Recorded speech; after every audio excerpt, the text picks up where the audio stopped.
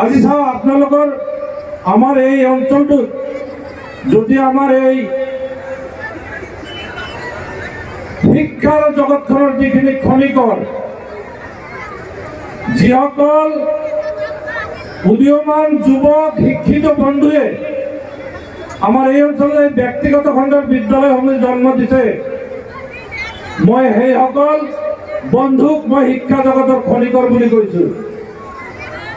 যদি আমাৰ এই বন্ধুসকলে এই ব্যক্তিগত খণ্ডৰ বিদ্যালয়সমূহৰ জন্ম নিদিলেহেঁতেন তেতিয়াহ'লে আজি কেডিএম হাইস্কুলত ছাত্ৰ ছাত্ৰীৰ জাগা নহ'লহেঁতেন, চোনতলী হায়াৰ ছেকেণ্ডেৰী স্কুলত ছাত্ৰ ছাত্ৰীৰ জাগা নগ'লেহেঁতেন। আমি আমাৰ ল'ৰা ছোৱালীক শিক্ষাদান কৰাৰ কাৰণে বা শিক্ষাদান দিয়াৰ কাৰণে কোনো প্ৰতিষ্ঠান আমি বিচাৰি নাপালোহেঁতেন। তেনেকুৱা এটা অৱস্থাত আমাৰ শিক্ষিত যুৱক বন্ধুসকলে কোনোবাই MA, কোনোবাই MSc নিজৰ জীৱনৰ আজি সংগ্ৰাম, নিজৰ জীৱনটোক এটা যুদ্ধমুখী মনোভাৱেৰে গঢ়ি তোলা সেই যুৱক বন্ধুসকলে জীৱনে সঞ্চিত যিখিনি শিক্ষিত জ্ঞান, শিক্ষাৰ যি জ্ঞান, সেই শিক্ষাৰ জ্ঞানখিনি সন্মুখত ৰাখি আপোনাৰ সতি সন্তানক তেখেতসকলে এই জ্ঞানৰ পোহৰ বিলাইছে। আমি যদি চৰিত্ৰ গঠনত ব্যতিক্ৰমী হৈ যাওঁ, যিসকল শিক্ষিত বন্ধুৱে আজি সমাজখনৰ কৰ্ণধাৰ বুলি মই কৈছোঁ যে আজি এজন চৰকাৰী বিদ্যালয়ৰ এজন BA পাছ কৰা শিক্ষকে মাহেৰ মূৰত লাখ টকা দৰমহা পাইছে, 80,000 টকা দৰমহা পাইছে, 90,000 টকা দৰমহা পাইছে। একেই গ্ৰেজুৱেট, একেই MSc শিক্ষকজনে ব্যক্তিগত খণ্ডৰ বিদ্যালয়ত তাৰ জীৱনৰ সংগ্ৰাম কৰি গোটোৱা এই সম্পদখিনি মাত্ৰ 5,000, 7,000, 10,000 টকাত দিনটো পৰিশ্ৰম কৰি কষ্ট কৰি আপোনাৰ মোৰ সন্তানক শিক্ষাৰ পোহৰ বিলাইছে।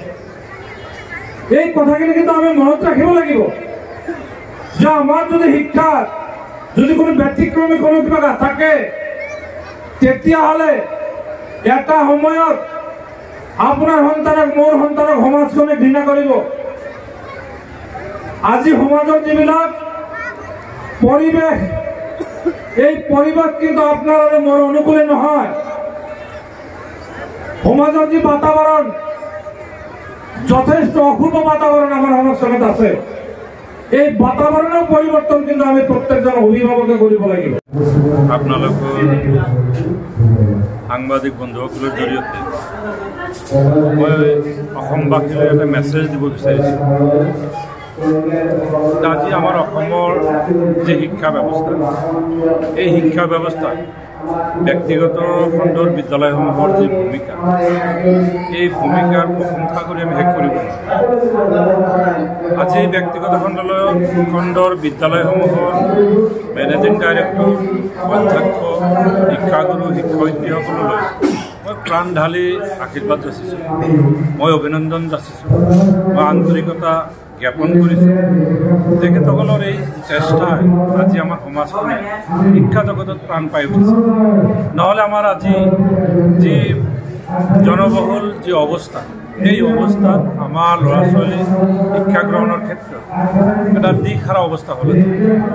আজি এই গোটেই শিশুসকলৰ বিকাশৰ কাৰণে এই বন্ধুসকলে যি এক বিকাশ পৰিষদৰ নাম দি ইয়াত লুইতপৰীয়া বিকাশ পৰিষদ নামেৰে নামকৰণ কৰি যি ইয়াক আলোড়নৰ সৃষ্টি কৰিছে, এয়া আমাৰ শিক্ষা জগতত এক অৱদান। মই আশা কৰোঁ অনাগত দিনত যিসকল বন্ধু আজি এই বিকাশ পৰিষদৰ জৰিয়তে আমাৰ এই ৰিমট অঞ্চলসমূহত ব্যক্তিগত খণ্ডৰ বিদ্যালয়সমূহ খুলি আমাৰ শিশুসকলক শিক্ষাৰ ক্ষেত্ৰত যেনেকুৱা এক অগ্ৰণী ভূমিকা গ্ৰহণ কৰিছে, অনাগত দিনত বন্ধুসকলে এই ভূমিকা পালন কৰি যাব আৰু তেখেতসকলৰ প্ৰচেষ্টাত আমাৰ সমাজখন এটা সময়ত প্ৰাণ পাই উঠিব, এইখিনি আশা কৰিছোঁ।